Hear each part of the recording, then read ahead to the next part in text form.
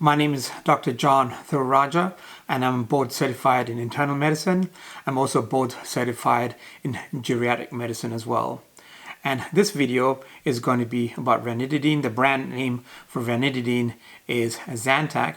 Whether Zantac or ranitidine can cause cancer, why it is removed from the market by the FDA, what are the alternatives instead of using ranitidine, and how you can dispose of ranitidine if you can't use it anymore. So the FDA, the Food and Drugs Administration, removed ranitidine from the market. So the question is, why did they do that? And the reason they did that was there was an impurity in ranitidine called NDMA.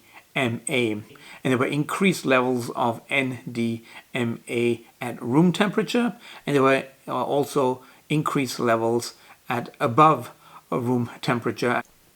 And it turns out if you have an increased exposure to NDMA over the acceptable daily dose of 96 nanograms, then you have an increased risk of cancer, and it acts as a human carcinogen. So in the summer of 2019, the FDA was looking at various products. It was also looking at blood pressure medications such as losartan and valsartan. There was this link to NDMA and a possible link to cancer. They were also looking at ranitidine, especially towards the end of summer in September of 2019.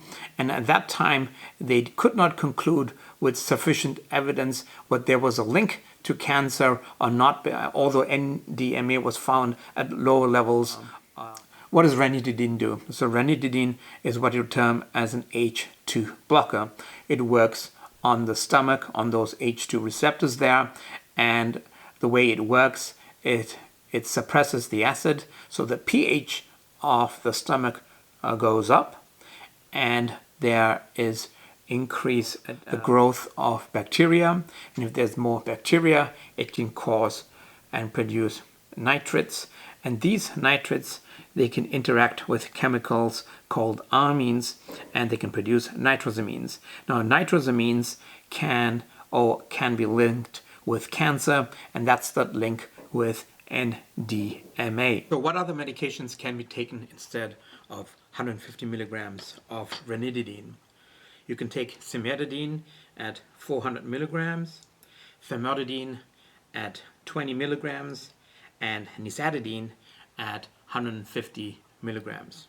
How can you dispose of the medication? The first way of doing it is you look at the medication guide, or you look at the package insert of any medication and see how you can dispose of it. If that's not there, you have problems, obviously you can drop off the medication at a drug take-back facility. However, in times of COVID-19, perhaps that's not the best idea. But if the times were not COVID-19, then you go to the DEA website. You can see where these drop-off facilities or take-back facilities are.